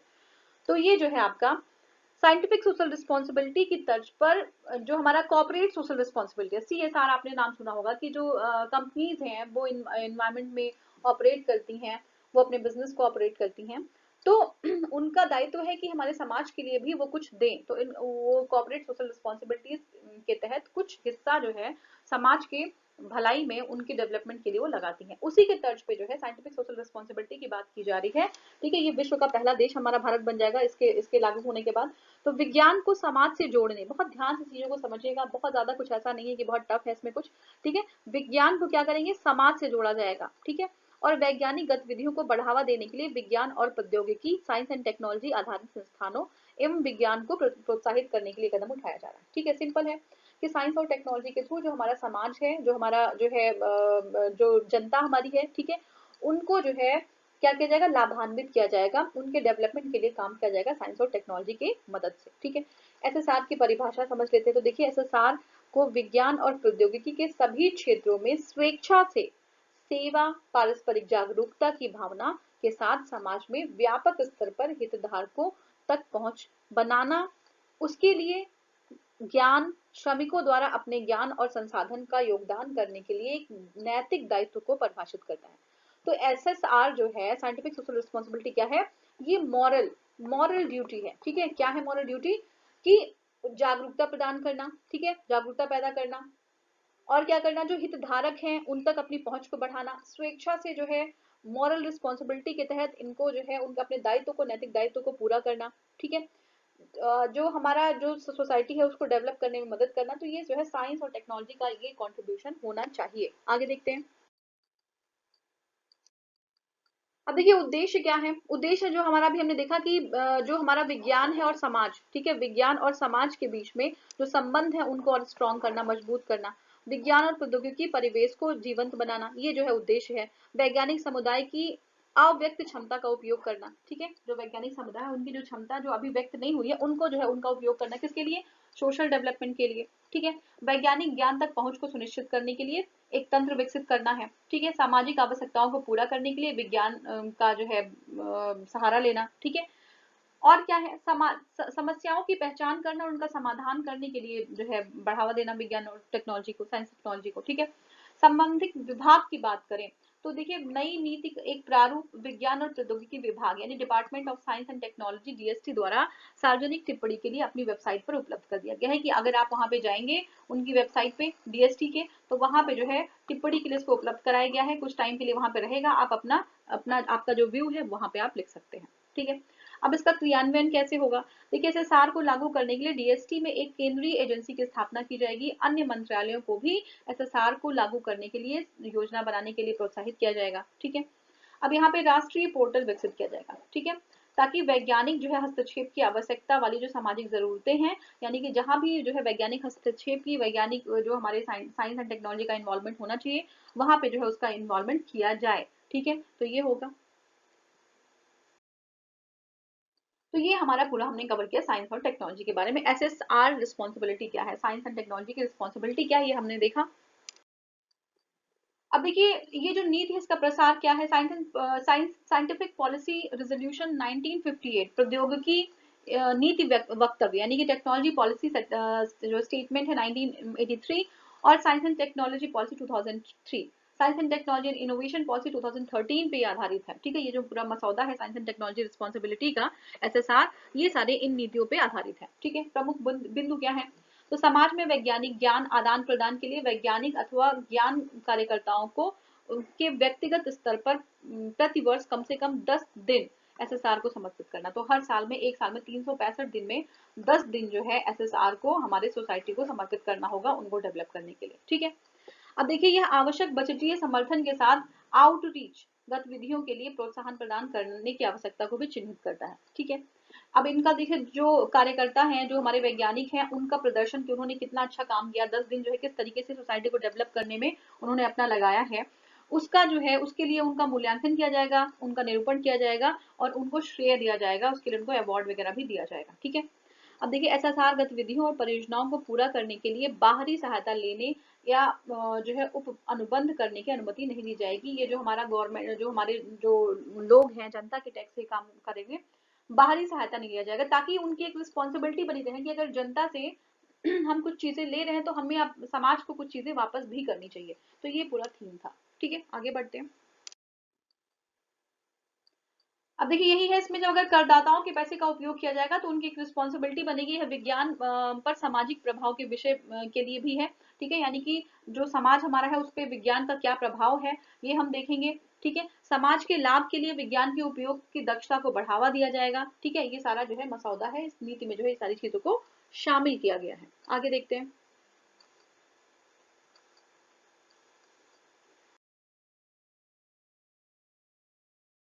अब देखिए, ये एक बहुत ही इंपॉर्टेंट टॉपिक है। भारत सरकार लॉन्च करेगी स्टार्टअप इंडिया सीड स्कीम, ठीक है। स्टार्टअप इंडिया सीड स्कीम क्या है? तो देखिए, इस योजना में 9045 करोड़ रुपए, 9000 नहीं है, 945 करोड़ रुपए के साथ इसको लॉन्च किया जा रहा है, ठीक है। क्या है ये? उत्पाद परीक्षण, बाजार प्रवेश, प्रोटोटाइप विकास, व्यवसायीकरण के लिए वित्तीय सहायता प्रदान करना। देखिए क्या है, आसान भाषा में समझते हैं। जैसे मान लीजिए कि अगर आपने कोई स्टार्टअप खोला, ठीक है, जैसे मान लीजिए आप हैं, आपने कोई स्टार्टअप खोला, तो स्टार्टअप खोलने के लिए आपको कुछ क्या होगी, कुछ मनी की नीड होगी, ठीक है। कैसे फाइनेंसेस की नीड क्यों होती है? कि आपको स्टार्टअप खोलने के लिए पैसे चाहिए, तो पैसे वो, देखिए, आप एक मॉडल प्रिपेयर करते हैं, ठीक है। उस मॉडल के आधार पे वो मॉडल आप पेश करते हैं और उस मॉडल को बनाने के लिए आपको, उस मॉडल को बनाने के लिए भी कुछ पैसे चाहिए होते हैं। अब यहाँ पे जो startup India seed fund scheme है, उस मॉडल को बनाने के लिए आपको कुछ पैसे प्रोवाइड करेगी, फाइनेंस प्रोवाइड करेगी, ताकि वो मॉडल आप शो कर सके और शोकेस करके आप जो है गवर्नमेंट से आप मदद ले सके अपने स्टार्टअप को आगे बढ़ाने के लिए। बात समझ रहे हैं? ये स्टार्टअप को बढ़ाने के लिए तो है ही, साथ में स्टार्टअप जो मॉडल प्रिपेयर करेंगे और मॉडल प्रिपेयर करके प्रस्तुत करेंगे, उसको भी, मॉडल को दिखाने के लिए भी पैसे प्रोवाइड किए जाएंगे, फाइनेंशियल प्रोवाइड किए जाएंगे, ठीक है। यानी कि प्रोटोटाइप ये प्रोवाइड किया जाएगा, बनाने के लिए पैसे आपको फाइनेंस किए जाएंगे गवर्नमेंट की तरफ से। देखिए, startup India seed fund scheme के तहत देश भर में चयनित जो इनक्यूबेटरों के माध्यम से फंड वितरित किया जाएगा, ठीक है। ये योजना 21 से 25 तक के लिए, 2021 से लेके 2025 तक के लिए जो है ये मिशन मोड पे रहेगी, ठीक है। अब ये क्या है कि SISFS यानी कि startup India seed fund scheme के लॉन्च पर आधिकारिक सूचना, उद्योग और आंतरिक व्यापार DPIIT के संवर्धन विभाग द्वारा इसको जारी किया गया है, ठीक है। अब देखिए, इसमें एक विशेषज्ञ सलाहकार समिति का गठन किया जाएगा, ठीक है। विशेषज्ञ सलाहकार समिति का गठन किया जाएगा ताकि ये जो है बता सके कि किसको जो है हमें फंड प्रोवाइड करना है, कहाँ पे फंड प्रोवाइड नहीं करना है, कौन सा मॉडल सबसे ज्यादा उचित है, कौन सा जो है मॉडल है जिसकी थ्रू हम जो है लॉन्ग टर्म में कुछ प्रॉफिट गेन कर सकते हैं। तो ये सारी चीजें EAC जो है क्या है, ये विशेष सलाहकार समिति है, ये जो है करेगा, ठीक है। विशेष सलाहकार समिति सीड फंड को आवंटित करने के लिए इनक्यूबेटरों के मूल्यांकन और चयन का काम करेगी, ठीक है। किसी भी स्टार्टअप को केवल एक बार सीड सपोर्ट प्रोवाइड किया जाएगा, ठीक है। अगर आप मान लीजिए आपका स्टार्टअप है और आपने जो है ये मॉडल बनाने के लिए सीड फंड ले लिया और ये मॉडल आपका जाके फेल हो जाता, आपका स्टार्टअप कामयाब नहीं हो पाता, तो आपको दोबारा सीड फंड नहीं दिया जाएगा, सिर्फ एक ही बार सीड फंड प्रोवाइड किया जाएगा, ठीक है। नेक्स्ट देखते हैं। अब देखिए, योजना के तहत कौन से स्टार्टअप पात्र हैं ये समझ लीजिए। तो देखिए, ये जो योजना है इसका लाभ एक स्टार्टअप द्वारा लिया जाता है जो आवेदन के 2 साल के भीतर अस्तित्व में आया हो, ठीक है। यानी कि आवेदन करने के बाद 2 साल के भीतर अस्तित्व में आया हो, उन्हीं को जो है लाभ मिलेगा, ठीक है। ये योजना के तहत स्टार्टअप का आइडिया एक उपयुक्त व्यवसायिक रूप में कार्य व्यवहार्य होना चाहिए, यानी कि उसका जो आइडिया हो, ठीक है, आइडिया हो वो बहुत ही अच्छा आइडिया होना चाहिए, व्यवहार आइडिया होना चाहिए, उसका जो है बेसिकली आप जो आप स्टार्टअप बनाने जा रहे हो उसका कोई फ्यूचर उनको सामने दिख रहा हो, तभी आपको जो है फंड प्रोवाइड किया जाएगा। ठीक है, अब इसमें जो है आपका एक चीज और है इम्पोर्टेंट कि साइंस और टेक्नोलॉजी यानी कि सेवा में प्रौद्योगिकी का जो उपयोग है वो भी होना चाहिए। ठीक है, फिर विशिष्ट प्रबंधन, सामाजिक प्रभाव, स्वास्थ्य सेवा, वस्त्र, कृषि, जल प्रबंधन, रक्षा, खाद्य प्रसंस्करण, शिक्षा, ऊर्जा, रेलवे, इन सारे जो है अगर इस फील्ड में आप स्टार्टअप लेना चाह रहे हैं तो ये जो है आपको यहाँ पे ज्यादा थोड़ा सा और सपोर्ट किया जाएगा। ठीक है, वित्तीय समेकन, समावेशन जैसे क्षेत्रों में नवीन समाधान तैयार करने को प्राथमिकता दी जाएगी, मेन फोकस इनका ये रहेगा। ठीक है, अब देखिए ये हम समझ लेते हैं कि इससे पहले स्टार्टअप को किसी अन्य केंद्रीय या राज्य सरकार की योजना के तहत 10 लाख रुपए से अधिक मौद्रिक सहायता नहीं प्राप्त होनी चाहिए। ठीक है, तो ये जो है हमारा स्टार्टअप सीड स्कीम है, स्टार्टअप नहीं स्टार्टअप सीड है, यानी कि आपको मॉडल तैयार करने के लिए कुछ पैसे दिए जाते हैं ताकि आप जो उसको शो करके अपना स्टार्टअप प्रिपेयर कर सके। आपको एक ही बार ये जो है मिल सकता है, सीड के लिए एक ही बार मिलेगा, आपको बार बार ये चीज नहीं दी जाएगी। अगर आपका स्टार्टअप फेल हो जाता है तो ये जो है आपको दोबारा नहीं मिलेगा। ठीक है, तो ये हो गया आपका। नेक्स्ट देखते हैं, अब नेक्स्ट हमारा है ओपन स्काई स्कीम। क्या है ओपन स्काई ट्रीटी को हम समझेंगे। देखिए ओपन स्काई स्कीम जो है Russia exit from the open sky treaty, Russia ने जो है उससे अलग होने की बात कर दी है। ये बहुत ही जो है अच्छा न्यूज नहीं है ये कहीं। ठीक है, ऑलरेडी जो है ओपन स्काई स्कीम से जो यूएसए है वो निकल चुका है, अब रशिया ने भी कहा कि हम इससे बाहर आना चाहते हैं। क्या है ये समझते हैं इसको। देखिए चर्चा का कारण क्या है, हाल ही में रूस ने मुक्त आकाश समझौता ये ओपन स्काई ट्रीटी, ठीक है, को खुद से अलग करने का जो है निर्णय ले लिया है। ठीक है, और उसको अलग कर लिया है। इसके पहले अमेरिका भी जो इससे अलग हो चुका था। रूस ने कहा कि अमेरिका 2020 में समझौते से अलग हो गया है, इसलिए संतुलन कायम करने के लिए हमें भी जो है इससे अलग होने का निर्णय हमने लिया है। ठीक है, ओपन स्काई ट्रीटी क्या है ये सब समझ लेते हैं। तो देखिए ये जो अमेरिका के राष्ट्रपति हैं इन्होंने पहली बार जुलाई 1955 में, कब, जुलाई 1955 में मुक्त आकाश संधि को लेकर इसका प्रस्ताव दिया था। किसने, अमेरिका के राष्ट्रपति थे। हाँ? इन्होंने क्या किया था, मुक्त आकाश संधि ओपन स्काई ट्रीटी को 1955 में जो है इसका प्रस्ताव रखा था। अभी प्रस्ताव में क्या था, प्रस्ताव में ये था कि अमेरिका और सोवियत यूनियन एक दूसरे के क्षेत्र में टोही उड़ानों को अनुमति देंगे। टोही उड़ान मतलब समझते हैं ना, कि वो देख सकेंगे कि क्या वहां पे कौन सी गतिविधि चल रही है, तो ऐसे विमानों को अनुमति दे दी जाएगी। ठीक है, लेकिन उस टाइम कुछ ज्यादा जो है इसका डेवलपमेंट हो नहीं पाया था, इस पे ज्यादा बातचीत नहीं हो पाई थी। इसके बाद फिर से 1989 में राष्ट्रपति जो जॉर्ज डब्ल्यू बुश होते हैं वो फिर से एक प्रस्ताव पेश करते हैं और फिर नाटो देशों के बीच चीज शुरू हो जाती है। ठीक है, 1990s में वार्सा पैक्ट लागू हो जाता है। अब देखिए क्या होता है कि वार्सा पैक्ट, आपको आइडिया होगा वार्सा पैक्ट क्या है। ठीक है, नेक्स्ट देखते हैं, कुछ देशों ने 24 मार्च 1992 को संधि पर हस्ताक्षर कर दिए, लेकिन रूस ने प्रस्ताव को स्वीकार नहीं किया। रूस को मंजूर नहीं था कि टोही विमान जो है यहाँ पे आएंगे और इनकी गतिविधियों को समझेंगे, तो रूस ने इस प्रस्ताव को स्वीकार नहीं किया।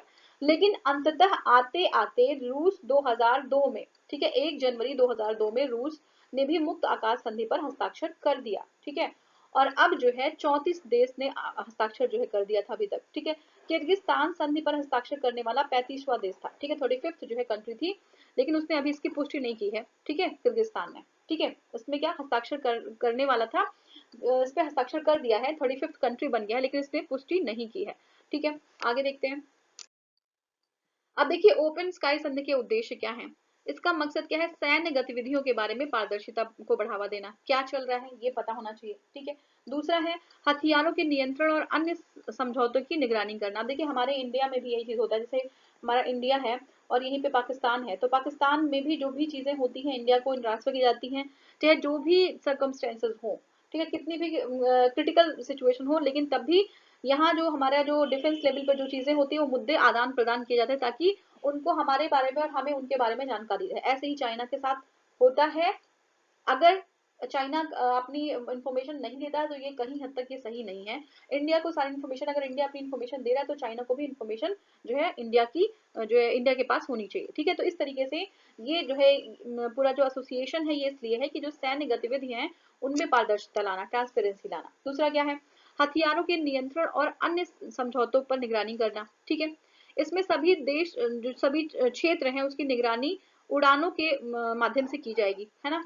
तो ये सारी जो है इसमें जो है हमारा पूरा सिस्टम था कि मेनली जो एम था वो था कि इसमें ट्रांसपेरेंसी लेके आना है, क्या जो है सिचुएशन चल रही है उसको समझना है। ऐसा तो नहीं कि कोई कंट्री, देखिए अगर एक चीज हम और समझें तो ये जो हमारा विमान है वो सेंसर से लैस होना चाहिए, ठीक है। जो आर्टिलरी लड़ाकू विमान और बख्तर बंद लड़ाकू विमान जैसे महत्वपूर्ण सैन्य उपकरणों की पहचान करने में, निगरानी निगरानी करने में इसको जो है क्या हो जाएगा और सुविधा हो जाएगी।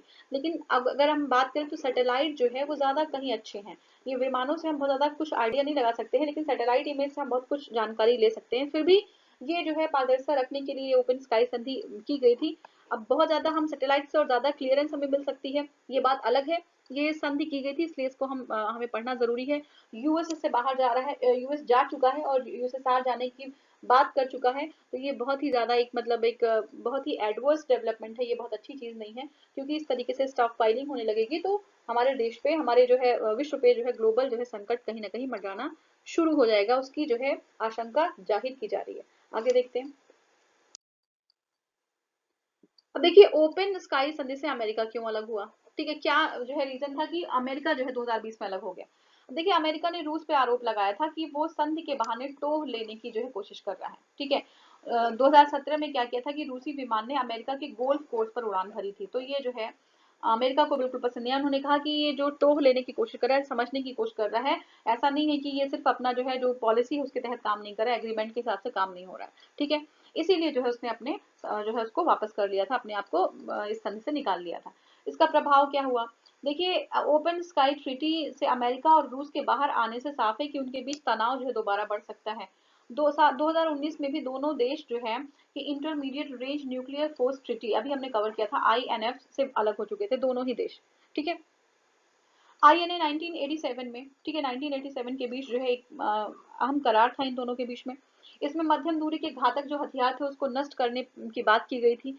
तो ये पूरा अभी हमने कवर किया था आईएनएफ के बारे में, अगर आपने देखा नहीं है उसको, अगर आपको रिव्यू करना है तो फिर से जाके उसको देख सकते हैं आईएनएफ की बात, कि क्या जो है मध्यम दूरी के घातक हथियार है उसको उसको कितना जो है किस रेंज तक हम उसको रख सकते हैं, उसके बाद अगर हम बढ़ाएंगे तो उसको हमें नष्ट करना पड़ेगा, ठीक है। तो ये जो है बात की गई थी, लेकिन दोनों ही देश 2019 में से बाहर निकल चुके, अब ओपन स्काई जो ट्रीटी है उससे भी बाहर निकलने की बात हो चुकी है, ठीक है। तो ये जो है हमारा पूरा न्यूज था। आगे देखते हैं।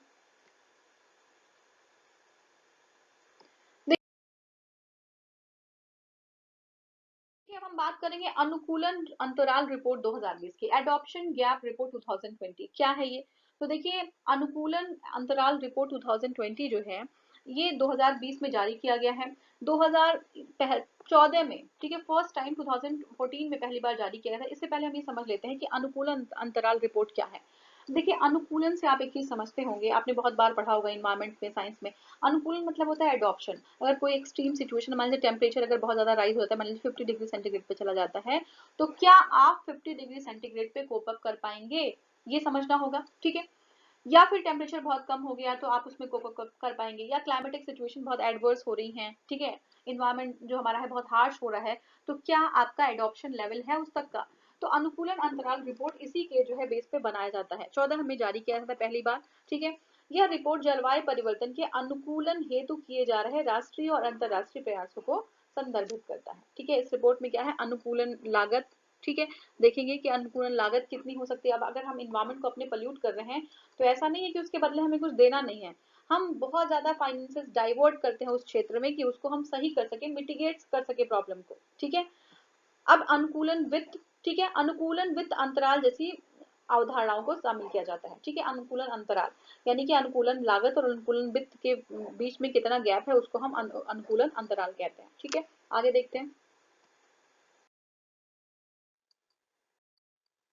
अब देखिए अनुकूलन लागत में अनुकूलन उपयोगों की लागत को शामिल किया जाता है, वहीं अनुकूलन वित्त विकासशील देशों के लिए धन प्रवाह को संदर्भित करता है। कि अगर मान लीजिए जैसे देखिए अगर टेम्परेचर ग्लोबल वार्मिंग की बात कर ले हम, तो ग्लोबल वार्मिंग इंडिया ने अकेले तो फैलाया नहीं है, लेकिन इंडिया पे भी इसका प्रभाव पड़ेगा, चाइना पे भी पड़ेगा, पाकिस्तान में भी पड़ेगा, ठीक है, म्यांमार पे भी पड़ेगा, ठीक है, सेशल्स पे पड़ेगा, चाहे वो छोटी से छोटी कंट्री क्यों ना हो। और जो छोटी कंट्री है, जो कंट्री बहुत ज्यादा डेवलप नहीं है, जो है अभी अंडर डेवलप्ड कंट्रीज है, उनके ऊपर ज्यादा एडवर्स इफेक्ट पड़ता है। तो जो विकासशील देश हैं, उनको उनके लिए धन जो है वो प्रवाह करना जरूरी है ताकि वो अनुकूलन बनाए रख सके सिचुएशन सर्कमस्टेंसेस के साथ। ठीक है, अनुकूलन लागत और अनुकूलन वित्त के बीच अंतराल को अनुकूलन वित्त अंतराल कहा जाता है। रिपोर्ट के अकॉर्डिंग अगर हम समझे तो विकासशील देशों के जलवायु परिवर्तन प्रभावों को अनुकूलन की वार्षिक लागत 2050 तक चौगुनी होने का अनुमान है।